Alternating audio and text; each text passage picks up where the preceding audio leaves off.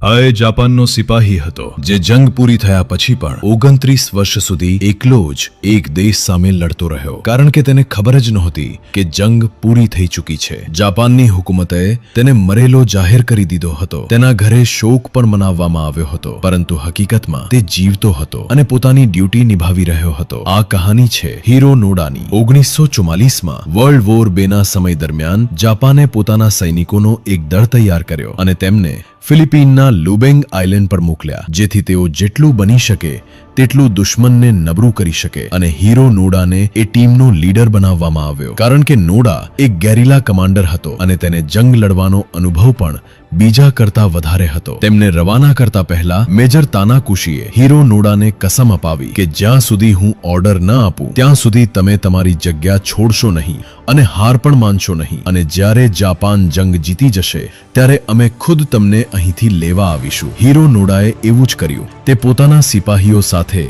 લુબેંગ island પર ગયો. તેમના ગયા પછી થોડા સમય બાદ અમેરિકા જાપાન પર એટમ બોમ્બ હુમલો કરે છે અને એ હુમલામાં જાપાન સંપૂર્ણ રીતે તબાહ થઈ જાય છે. જાપાનને સમજ આવી જાય છે કે હવે તે વધુ જંગ લડી શકશે નહીં, એટલે તે હાર માનીને અમેરિકા સામે સરેન્ડર કરી દે છે. પરંતુ આ વાત હીરો નોડાને જણાવવામાં આવી નહોતી. તે હજી પણ પોતાના સિપાહીઓ સાથે જંગ લડતો રહ્યો. સમય પસાર થતો ગયો. અહીં સુધી 1 વર્ષ વીતી ગયું. જંગ પૂરી થયા પછી લોકો ફરી સામાન્ય જીવન તરફ આવી રહ્યા હતા, પરંતુ હીરો નોડાને હજી પણ એવું લાગતું હતું કે જંગ ચાલી રહી છે, કારણ કે તેને આદેશ મળ્યો હતો કે છુપાઈને દરેક રીતે દુશ્મનને નબળું કરવો. એટલે તે તેમની ફસલોને આગ લગાવતો, તેમના લોકો અને જાનવરોને મારી નાખતો, જેથી તેઓ જેટલા બની શકે તેટલા નબળા પડી જાય. અહીં સુધી કે રાતના સમયે તે પોતાના સાથીઓ સાથે મળીને સૈન્ય વાહનો પર હુમલો કરીને તેમાંથી હથિયાર અને ખાવા પીવાની વસ્તુઓ પણ છીનવી લેતો. આસપાસના લોકો બહુ પરેશાન થઈ ગયા, તેથી તેમણે સરકારને ફરિયાદ કરી કે આ જંગલમાં કદાચ હજી પણ જંગી સિપાહી હાજર છે. સરકારે જંગલમાં આર્મી મોકલીને ઓપરેશન ચલાવ્યા. તેમને શોધ્યા અને મોટા મોટા લાઉડ સ્પીકરમાં જાહેરાત કરી કે જંગ પૂરી થઈ ચૂકી છે, તમે સરેન્ડર કરીને તમારા દેશ પરત જઈ જાઓ. પરંતુ તેનો પણ કોઈ ફાયદો ન થયો. પછી સરકારે વિમાન દ્વારા જંગલમાં પત્રો અને અખબારો ફેંક્યા. એ બધું જોઈને પણ હીરો નોડા અને તેના સાથીઓને એવું જ લાગતું રહ્યું કે આ દુશ્મનની એક ચાલ છે તેમને જંગલમાંથી બહાર કાઢવાની. તેમને વિશ્વાસ જ નહોતો થતો કે જાપાન જંગ હારી શકે. આ રીતે કરતા કરતા 10 વર્ષ વીતી ગયા. હીરો નોડાના લગભગ બધા જ સાથીઓ મરી ગયા હતા. કેટલાક ભૂખથી મરી ગયા, કેટલાક બીમાર થઈને અને કેટલાક દુશ્મન સાથે લડતા લડતા મરી ગયા. હવે તેની સાથે માત્ર 2 સાથીઓ જીવતા બચ્યા હતા. પરંતુ તેને હાર માની નહીં અને પોતાની જંગ ચાલુ રાખી, કારણ કે તેને હજી પણ એવું જ લાગતું હતું કે જંગ ચાલી રહી છે. તે એ જ રીતે તેમની આર્મીને મારતો, તેમની ફસલો સળગાવતો અને તેમના લોકોને મારી નાખતો, જેથી તેઓ જેટલા બની શકે તેટલા નબળા પડી જાય. થોડા વર્ષો પછી લોકોએ ફરી સરકારને ફરિયાદ કરી. સરકારે ફરી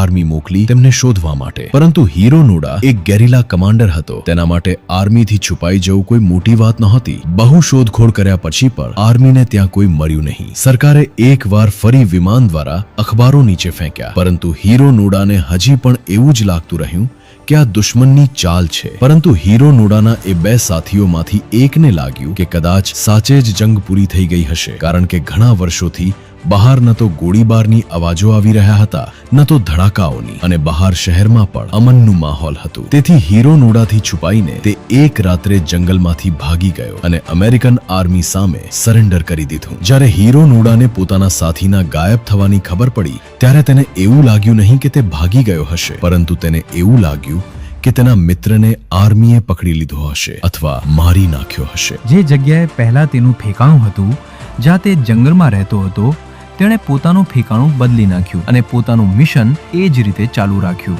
અહીં સુધી કે 15 વર્ષ વધુ વીતી ગયા. એટલે જંગ પૂરી થયા કુલ 25 વર્ષ થઈ ગયા હતા.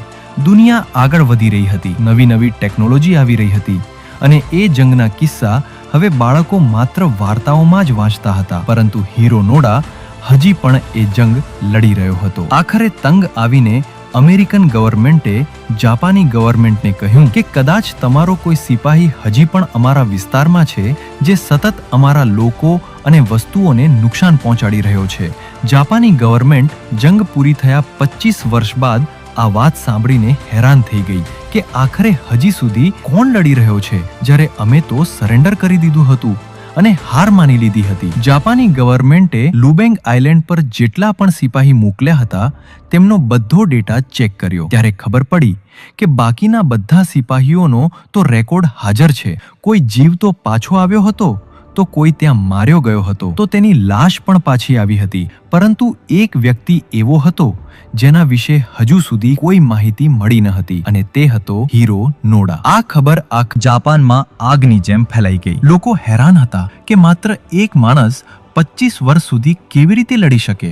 આ ખબર પછી હીરો નોડા જાપાનમાં એક સેલિબ્રિટી જેવો બની ગયો. દરેક જગ્યાએ બસ એની જ વાતો થવા લાગી. એક જાપાની ટુરિસ્ટ નાયરો સુઝુકીએ જાહેરાત કરી કે તેની જિંદગીનું સૌથી મોટું મિશન એ હશે કે તે હીરો નોડાને શોધીને પાછો લાવશે. તેથી તે હીરો નોડાને શોધવા નીકળી પડ્યો. ઘણા વર્ષો સુધી શોધ અને અવાજો આપ્યા પછી અંતે તેને હીરો નોડા દેખાયો. નોડાને લાગ્યું કે કદાચ આ દુશ્મનનો કોઈ જાસૂસ હશે. તેથી તેણે એ ટુરિસ્ટ પર હુમલો કર્યો અને તેની ગળા પર છરી રાખીને પૂછ્યું કે તું કોણ છે? તેણે જવાબ આપ્યો કે હું જાપાનથી આવ્યો છું તને શોધવા, અને જંગ તો 28 વર્ષ પહેલા જ પૂરી થઈ ચૂકી છે. જાપાન જંગ હારી ગયું છે. તેણે અખબારો અને બધી વસ્તુઓ બતાવી જેથી નોડાને વિશ્વાસ આવી ગયો કે ખરેખર જંગ પૂરી થઈ ગઈ હતી અને તે આટલા વર્ષોથી આમ જ લડી રહ્યો હતો.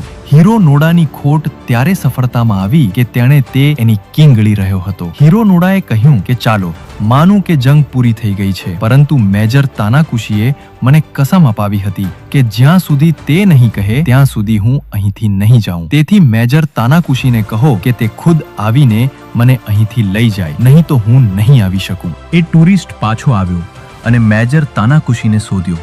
મેજર તાનાકુશી આર્મીમાંથી રિટાયર થઈ ગયા હતા અને હવે એક સ્કૂલમાં ટીચર હતા.